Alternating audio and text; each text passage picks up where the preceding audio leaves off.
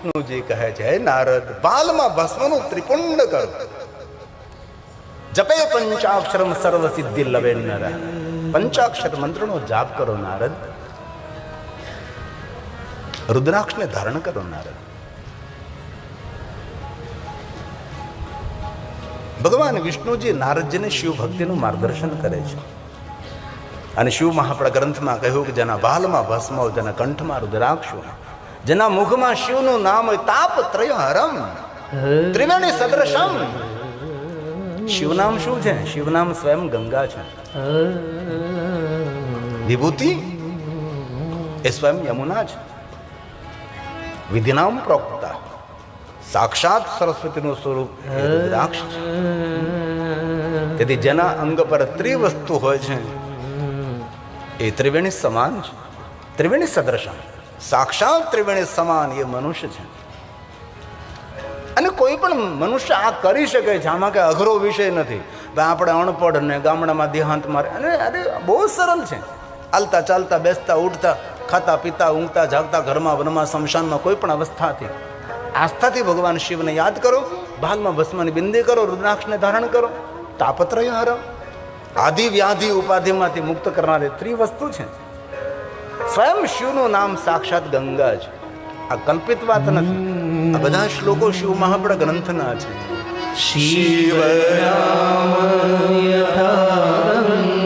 સાક્ષાત ગંગા છે મહાદેવનું નામ.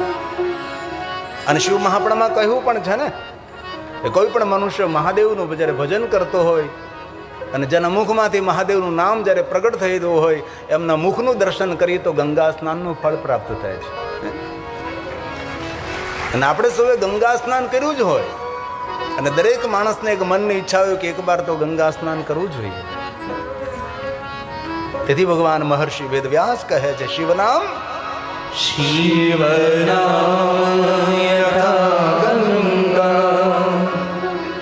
વિભૂતિ યમુનાનું સ્વરૂપ એ વિભૂતિ છે. તેથી ભાલમાં ભસ્મનું ત્રિપુંડ કરવું. અરે ભસ્મનું ત્રિપુંડ ના કરી શકો, ભસ્મની બિંદી કરવી. ભગવાન વ્યાસ બોલે છે, રુદ્રાક્ષ વિધિના સર્વ પાપ વિનાશિની,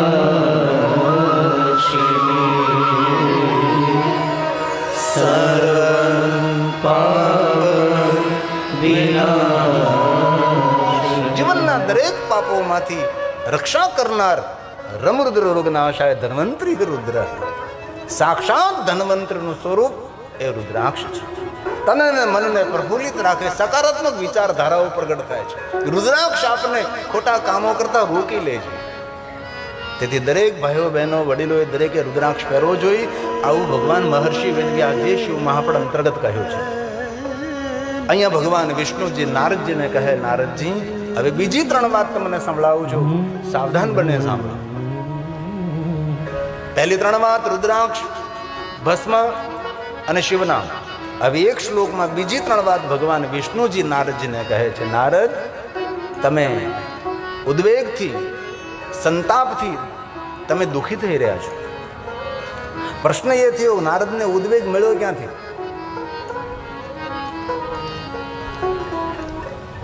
આપણે સૌ જાણીએ છીએ કે નારદજીએ ક્રોધ કર્યો હતો.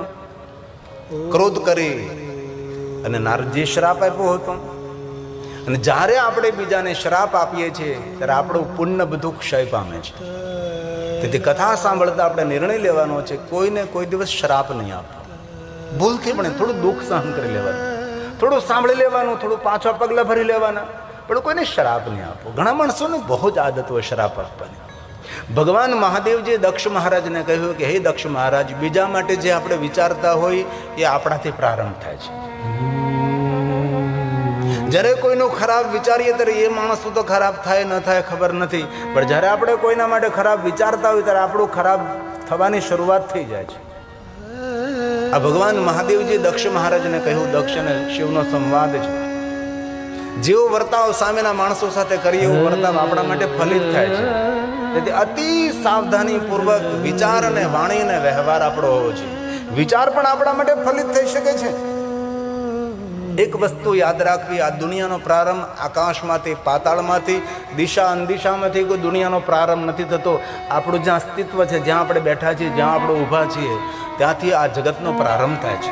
તેથી જે આપણે બોલીએ, જે આપણે વિચારીએ, એ બધું જ આપણાથી પ્રારંભ થશે. તેથી શું વિચારવું, શું બોલવું, એ આપણે વિચારવાનું છે ને. જેવી રીતે શાંત સરોવર હોય, એ સરોવરમાં જ્યાં પથ્થર પડે છે ત્યાંથી તરંગોનો પ્રારંભ થાય છે. પથ્થર અહીંયા પડ્યો અને તરંગ કાંઈ સામે પ્રારંભ ન થાય. જ્યાં પથ્થર છે ત્યાંથી તરંગો પ્રારંભ થાય છે, અને એ તરંગો પૂરા જગતમાં ફેલતા હોય. એ જ રીતે આપણે જે વિચારીએ, જે બોલીએ, આપણાથી પ્રારંભ થશે. તેથી કથા સાંભળતા નિર્ણય લેવાનો છે. સગા સંબંધી મિત્રો માટે તો આપણે ખરાબ ન વિચારીએ, પણ જેની સાથે દુશ્મનાવટ છે, જેની સાથે આપણે શત્રુતા છે, એના માટે પણ આપણે નબળો વિચાર ન કરીએ તો ભગવાન આપણું હિત કરે છે, ભગવાન આપણું મંગલ અને કલ્યાણ કરે છે. તેથી ઋષિમુનિઓએ સૂત્ર આપ્યું છે આપણને. શું કહ્યું? સર્વે ભવંતુ, સર્વને સુખ મળે, સર્વને આરોગ્ય મળે. પણ ભગવાને કહ્યું સર્વને ન મળે. ભદ્રાણી પશ્યંતુ, જેની ભદ્ર ભાવના હોય, જેના ભદ્ર વિચારો હોય, અભદ્ર વિચાર, અભદ્ર વ્યવહાર, અભદ્ર વાણી, તેને કોઈ દિવસ સુખ ન મળે. આ સૂત્ર સમજવા જેવી વાત છે. ઋષિમુનિઓ કહ્યું સૌને સુખ મળે, સૌને આરોગ્ય મળે, સર્વે સંતુ નિરામયા, સર્વે ભદ્રાણિ પશ્યન્તુ. જેની ભદ્ર ભાવના, જેની ભદ્ર દ્રષ્ટિ હોય, એમને બધું જ મળે છે. અભદ્ર ને કાંઈ ન મળે. મા કશ્ચિદ દુઃખમાપ્નુયાત. જીવનને સાર્થક કરવા માટે, જીવનને ઉન્નતિ મન બનાવવા માટે આ એક શ્રેષ્ઠ ઉપાય છે. જે આપણે વિચારીએ, જે આપણે બોલીએ, જેવો વ્યવહાર આપણને પાછો પ્રાપ્ત થવાનો છે. ઓમ નમઃ શિવાય મંત્રનો અર્થ શું છે? એ તો છે જ ને, સીધી જ વાત છે. ઓમ એટલે સમગ્ર બ્રહ્માંડ, અકાર ઉકાર મકાર સૂક્ષ્મ પ્રણવ, હે નિરાકાર બ્રહ્મ, નમઃ પ્રણામ કરીએ છીએ. શિવ અને શિવાય, પૂરા બ્રહ્માંડનું કલ્યાણ કરો, પૂરા બ્રહ્માંડનું કલ્યાણ કરો. હવે આપણા વિચારો પૂરું બ્રહ્માંડના કલ્યાણ કરવા માટે ન હોય તો આપણું તો પહેલું કલ્યાણ થવાનું છે. તેથી આ મંત્રની શ્રેષ્ઠતા છે, આ મંત્રની મહાનતા છે. ઓમ નમઃ શિવાય મંત્ર શ્રેષ્ઠ ક્યાં માટે, મહાન શા માટે? ભગવાન વિષ્ણુજી નારદને કહે છે, નારદ તમે શ્રાપ આપ્યો, અને શ્રાપ આપવાને કારણે તમારું પુણ્ય ક્ષય થયું, અને પુણ્ય ક્ષય થયું તેથી તમારા હૃદયમાં સંતાપ અને ઉદ્વેગ અને ભય જાગ્યો છે. હવે તમારે ભય અને ઉદ્વેગમાંથી, સંતાપમાંથી છૂટવું હોય, અને ક્યારેય પણ તણાવગ્રસ્ત જીવન બને ન બને, ભગવાનને પ્રાર્થના કરી. પણ હર વ્યક્તિ ક્યારેય તણાવગ્રસ્ત બની શકે છે. હતાશા, નિરાશા, ઉદાસીનતા, ડિપ્રેશન, નકારાત્મક વિચારધારા ક્યારેક જીવનમાં એવા પળો આવી શકે છે. કોઈ પણ વ્યક્તિના જીવનમાં, પછી ભણેલો હોય કે અભણ હોય, ક્યારેક જીવનમાં એવી પળો આવે કે સંપૂર્ણ નકારાત્મક વૃત્તિ, નકારાત્મક વિચાર, ડિપ્રેશન, હતાશા, નિરાશા, તણાવગ્રસ્ત. ત્યારે શું કરવું જોઈએ? ત્યારે એક જ માર્ગ છે. હર ગામની અંદર ભગવાન મહાદેવ વિરાજે છે. શિવાલય હતાશામાંથી દૂર કરે છે, શિવાલય નિરાશામાંથી દૂર કરે છે, શિવાલય ડિપ્રેશનમાંથી દૂર કરે છે. ભલે શિવાલય તમે કોઈ સ્તોત્ર, કોઈ મંત્ર, કોઈ સ્તોત્ર કાંઈ પણ ન કરો, ભગવાન મહાદેવે સ્વયં કહ્યું છે કે શિવાલય આવીને મને જલાભિષેક ન કરે, શિવાલય આવીને મને ચંદન ન ચડાવે, મને પુષ્પો ન ચડાવે, મને બિલોપત્ર ન ચડાવે, શિવાલય આવીને મારા કોઈ સ્તોત્ર ગાયન ન કરે, મને પ્રણામ ન કરે, મને વંદન ન કરે, મને દંડવત પ્રણામ ન કરે, મારું ભજન સ્મરણ ન કરે, પણ શિવાલય આવીને કોઈ મૌન થઈને બેસી જાય ને, એ પણ મારી પૂજા છે. એ ભગવાન શિવજીનું શિવાલય છે. ધ્યાન કેન્દ્ર છે, મૌન કેન્દ્ર છે. અને કોઈ દેવું ના બોલવું કે શિવાલયે જવાથી પાપમાંથી મુક્તિ મળે જ નહીં. પાપમાંથી મુક્તિ તો ત્યારે મળી હોય જ્યારે શિવાલય જવાનો આપણે સંકલ્પ કર્યો હોય, ત્યારે એક જન્મને જન્માંતરના પાપમાંથી માણસ છૂટી જાય છે. એ શિવાલય છે. પણ શિવાલયનો મહિમા ન સમજ્યા, તેથી લોકો શિવાલય સુધી પહોંચી ન શક્યા. તેથી બહુ હૃદયથી તમને આદર સાથે કહું છું, આપનું મંગલમય જીવન બનાવવું હોય, આપણા પરિવારજનોને મંગલમય રાખવા હોય, અને આપણા સંતાનોનું મંગલ આપણે જોવું હોય તો ભગવાન શિવજીના શિવાલયે જવું. ભલે તમે રોજ ન જઈ શકો, આમ તો શિવ પુરાણમાં કહ્યું કે 3 વાર જવું જોઈએ. 3 વાર 3 વખત શિવાલયે. 3 વખત ન જઈ શકો તો કોઈ વાંધો નહીં, પણ દિવસમાં 1 વાર, અને કોઈ પણ સમયે કોઈ પણ માણસ જઈ શકે છે ભાઈ. શિવજીના માટે ક્યાં કોઈ પાબંદી છે કે સવારમાં પડદા બંધ હોય શંકરજીના? નહીં, 24 કલાક જાગતો જાગેશ્વર મહાદેવ છે. શિવાલયમાં કોઈ પટ નહીં, મારા મહાદેવના જીવનમાં કોઈ કપટ નહીં. એક કથા તો કોઈ એવી શોધી દો કે ભગવાન શંકરજી કોઈ સાથે કપટ કર્યું છે? એક કથા તો તમે શોધો, ભગવાન શંકરજીએ કોઈ સાથે દંભ કર્યો છે? કોઈ શિવાલયમાં પટ નથી, કોઈ શિવાલયમાં પડદા નથી. આરપાર જેનું જીવન છે, શિવજીના જીવનમાં કોઈ વિશેષતા છે. મહાદેવના શિવાલયમાં કોઈ પટ નહીં, મહાદેવના જીવનમાં કોઈ કપટ નહીં, અને કોઈ દિવસ બીજાની ખટપટ નહીં, અને આપણે એમાંથી ઊંચા નથી આવતા. તે નાનકડી વાત જીવનમાં મોટું ફળ આપ આજથી બંધ કરીએ. શા માટે? પ્રપંચ. ભગવાન શિવનું ભજન આપણા જીવનના પ્રપંચોને હરે છે, અને આપણે પ્રપંચમાં જ પડ્યા રહીએ છીએ. કાલે પણ કહ્યું હતું, બીજાની પંચાયત, પ્રપંચ. શા માટે ભાઈ? જીવન બહુ મૂલ્યવાન છે.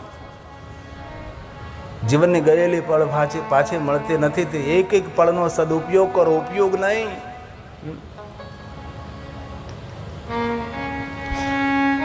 શિવાલય આપણને પુણ્ય આપે છે, શિવાલય આપણું મંગલ કરે, શિવાલય આપણું કલ્યાણ કરે છે. તેથી માણસે શિવાલય જવું જોઈએ. હા, એક એક ગામમાં શિવાલય, ભલે નાનકડું સરખું, ભલે શિવની ખોખલી દેરી હોય. ભારતનું કોઈ નગર, ભારતનું કોઈ ગામ, ભારતનું કોઈ શહેર એવું નથી. અરે ગૌરવથી કહી શકું, ભારતનો કોઈ તીર્થ એવું નથી કે તીર્થમાં શિવ ન હોય. અરે આપણો કોઈ સનાતનનો ગ્રંથ એવો નથી જેમાં શંકરજીનો મહિમા ન હોય.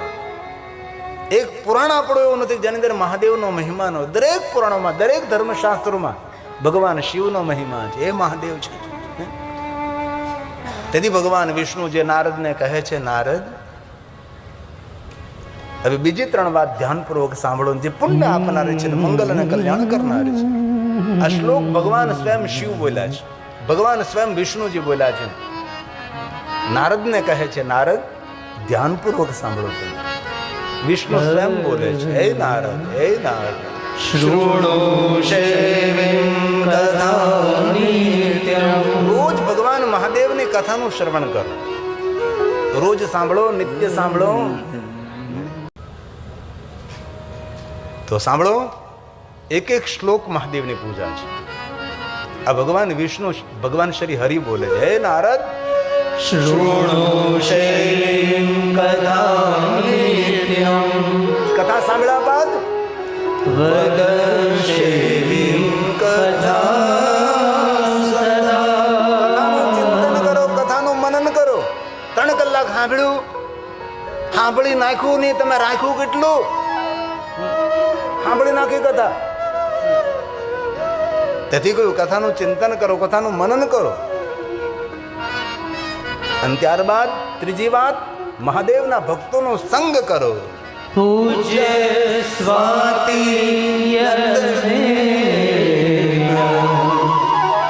શિવ ભક્તાન પુનઃ. મહાદેવના ભક્તોનો સંગ વારંવાર વારંવાર. શિવ ભક્તાન પુનઃ. વારંવાર વારંવાર મહાદેવના ભક્તોના સંગમાં રહો, શિવ ભક્તોના સંગમાં રહો, સજ્જનોના સંગમાં રહેવું, ડાયા માણસોના સંગમાં રહેવું. જેના સંગમાં રહીએ એનો વાન ના આવે પણ હાન તો આવે છે. જેને નાની નાની વાતોમાં ક્રોધ કરવાની આદત હોય તેનો સંગ ન કરાય. જેને લોકોના છિદ્રો ખોલવાની આદત હોય તેનો સંગ ન કરાય. જે માણસ દુનિયાની નિંદા કરતો હોય એનો સંગ ન કરાય. લોભિયાનો ભૂલથી સંગ ન કરાય, એ પોતે ડૂબે ને આપણને ડૂબાડે. આવા લોકોથી દૂર રહેવાનું છે. જે માણસો વ્યસની હોય, દુરાચારી હોય, અભક્ષનું ભક્ષણ કરતા હોય, આવા લોકોથી દૂર રહેવું. ડાયો માણસ હોય, જે વિશ્વ કલ્યાણનું કરનારો હોય, જેના વિચારોમાં દિવ્યતા અને ભવ્યતા હોય, એવા માણસોનો સંગ કરીએ. આ બધા વગાડવા લાગ્યા એટલે મારે ગાવું પડશે હવે.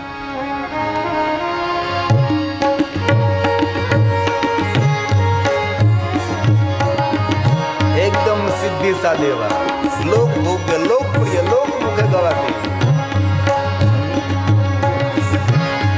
સંગ તું કરો તો તમે એવા નીર કરજો પામવા ભજન મારે બર પૂરજી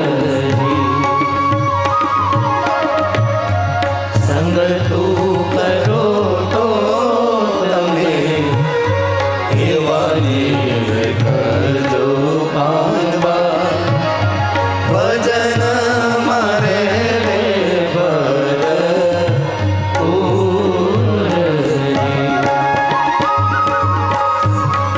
ગંગા સતી તો એમાં જ બોલિયા રે ગંગા સતી તો એમાં જ બોલિયા રે જેના નૈનોમાં વરસે સાચા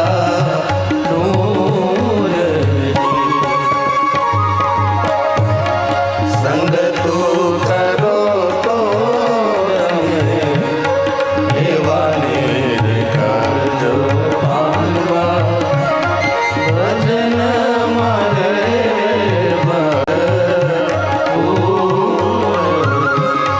ભજન મારે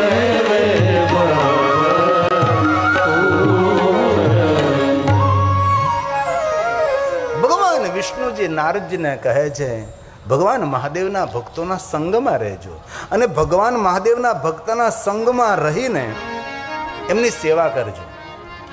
શિવ મહાપડા ગ્રંથમાં તો કહ્યું છે, પણ લિંગ પુરાણમાં વિશેષ પ્રકારે કહ્યું છે કે ભગવાન શિવની પૂજાનું જે ફળ મળે છે તેના કરતાં કોટી ગણું ફળ શિવાલયે જઈને તેમની સેવા કરવાનું મળે છે. શિવાલયમાં પૂજા કરનારા બહુ જ હોય છે, પણ સેવા કરનારા લગભગ નથી હોતા. સેવા તો પૂજારી કરતા હોય છે. ક્યારેય શિવાલય જાય તો આજુબાજુમાં આંગણું બુહારીએ, આજુબાજુમાં વૃક્ષો હોય તેને જલપાન કર. ભગવાન સ્વયં શિવે કહ્યું છે કે મને જલાભિષેક કરો હું તૃપ્ત થાવ છું, પણ ક્યારેય કોઈ વૃક્ષને જલ અર્પણ કરે છે હું સંપૂર્ણ તૃપ્ત થઈ જાઉં છું. એ ભગવાન મહાદેવના વચનો છે. કોઈ પણ જીવને તૃપ્ત કરો એ ભગવાન શિવજીની પૂજા છે. ક્યારેક તાંબાનો જળનો લોટો ભરીને શિવાલય બાબાને જલાભિષેક કરવા જતા હોય અને રસ્તામાં જતા હોય ને કોઈ પુણ્યશાળી માણસ હોય તેના આંગણે તેના નેવે પક્ષીને પાણી પીવાનું કુંડું લટકતું હોય ને જેમાં પાણી ન હોય તો મહાદેવને જલાભિષેક કરવાનો જલનો લોટો એ પક્ષીના પાણીના કુંડામાં રેડી દેવામાં આવે તો ભગવાન મહાદેવના અભિષેક કરવાનું 1000 ગણું ફળ અધિક પ્રાપ્ત થાય. આ બધી જ વાતો શિવ મહાપડા ગ્રંથમાં છે. સેવાનું ફળ અધિક છે. તેથી ભગવાન વિષ્ણુએ નારદને કહ્યું કે નારદ મહાદેવના ભક્તોના સંગમાં રહી અને સેવા કરો. અને આ કથા આયોજનમાં અમરધામ આશ્રમની અંદર જનકસિંહ સાહેબ દ્વારા જે કથાનું આયોજન થયું આમાં નાનામાં નાની જે સેવા કરે છે તે ભગવાન મહાદેવની પૂજા કરે છે. એ શંકરજીની પૂજા કરવાનું ફળ મેળવી રહ્યો છે. મોટી મોટી સેવા તો સૌ સ્વીકારે, સારી સારી સેવા તો સૌ સ્વીકારે, પણ કોઈ એવી સેવા કરતા હશે જે પતરાવળી ઉપાડતા હશે, જે થાળીઓ સાફ કરતા હશે, જે જૂઠ ઉપાડતા હશે, આવી બધી સેવાઓ કરતા હશે. બાકી તો સામે સામે મોટી મોટી સેવા કરનારા માણસો સામે દેખાય, બાકી પડદાની પાછળ કામ કરનારા માણસો કઈ રીતે દેખાય છે? તે દરેકને ભગવાન શિવની પૂજાનું સેવાનું ફળ મળે છે.